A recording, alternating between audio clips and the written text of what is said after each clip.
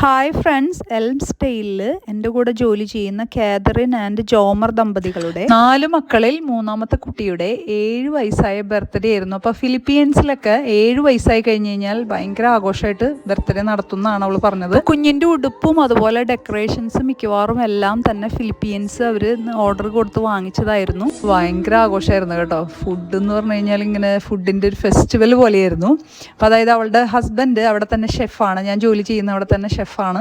അപ്പോൾ അതുകൊണ്ട് തന്നെ ഹസ്ബൻഡ് വളരെ കാര്യമായിട്ട് തന്നെ ഫുഡ് ഉണ്ടാക്കിയിരുന്നു. ഇതെല്ലാം അവളുടെ ഹസ്ബൻഡ് തന്നെ ഉണ്ടാക്കിയതാണ് കേട്ടോ. കേക്ക് മാത്രം അവർ പുറത്തുനിന്ന് ഓർഡർ കൊടുത്തിട്ടുണ്ടായിരുന്നുള്ളൂ, ബാക്കി എല്ലാ സാധനങ്ങളും അവർ തന്നെ ഉണ്ടാക്കിയതാണ്. ഫ്രൂട്ട് സാലഡൊക്കെ സോ ഡെലീഷ്യസ് ആയിരുന്നു. പിന്നെ ഒരു സെക്ഷൻ മാത്രം സ്വീറ്റ്സ് ആയിരുന്നു. പിന്നെ റൈസ് കൊണ്ട് നമ്മുടെ അപ്പം പോലത്തെ എന്തൊക്കെയോ ഉണ്ടായിരുന്നു. പിന്നെ റൈസ് മിക്കവാറും അവരുടെ മെയിൻ കോഴ്സാണ്. കണ്ടു കഴിഞ്ഞാൽ നമ്മൾ ഉണ്ടാക്കുന്ന കറികളുടെയൊക്കെ പോലെ തോന്നുമെങ്കിലും ടേസ്റ്റ് വളരെയധികം ഡിഫറെൻ്റ് ആയിരുന്നു. പിന്നെ അതുപോലെ നമ്മുടെ അപ്പത്തിൻ്റെ പോലത്തെ അപ്പമൊക്കെ ഉണ്ടായിരുന്നു. പിന്നെ ചിക്കനായാലും പോർക്കായാലും എല്ലാം ഒരു മധുരമുള്ള ടേസ്റ്റ് ആയിരുന്നു. നൂഡിൽസ്, ചിക്കൻ ആൻഡ് പോർക്കായിരുന്നു കൂടുതലായിട്ടും ഉണ്ടായിരുന്ന വിഭവങ്ങൾ. പിന്നെ റൈസ് ഇവർ ഉപയോഗിക്കുന്നത് നമ്മുടെ തന്നെ ബസുമതി റൈസാണ്. ലെറ്റസ് ധാരാളമുള്ള സാലഡ്സ് ആയിരുന്നു. വട്ടയപ്പം പോലത്തെ ഒരു അപ്പം ഉണ്ടായിരുന്നു. ലൈറ്റ്സ് അറേഞ്ച്മെന്റ്സും അതുപോലെ മ്യൂസിക് സിസ്റ്റം ഒക്കെ വളരെ ബ്യൂട്ടിഫുൾ അറേഞ്ച്മെന്റ്സ് ആയിരുന്നു. അവിടെ തന്നെയുള്ള ഒരു പള്ളിയുടെ ഹാളിൽ വെച്ചായിരുന്നു പാർട്ടി.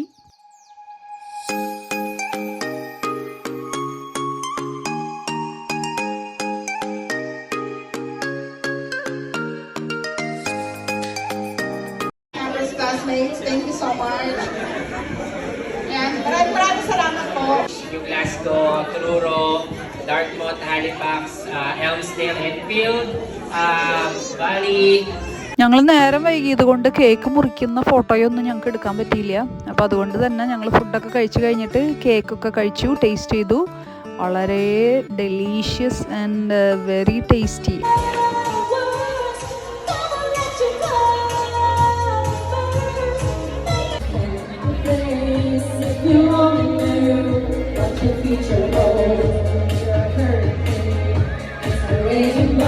ഫുഡ് ഒട്ടും തന്നെ വേസ്റ്റ് ആക്കാതെ അവർ എല്ലാവർക്കും ഇഷ്ടമുള്ള ഫുഡുകളൊക്കെ അവരവർ തന്നെ പാക്ക് ചെയ്ത് കൊണ്ടുപോകുന്നുണ്ടായിരുന്നു. നമ്മളങ്ങനെ ഫുഡൊക്കെ കഴിച്ച് മ്യൂസിക്കൊക്കെ എൻജോയ് ചെയ്തു. നമ്മൾ എന്നിട്ട് ബൈ ബൈ പറഞ്ഞ് ഇറങ്ങി.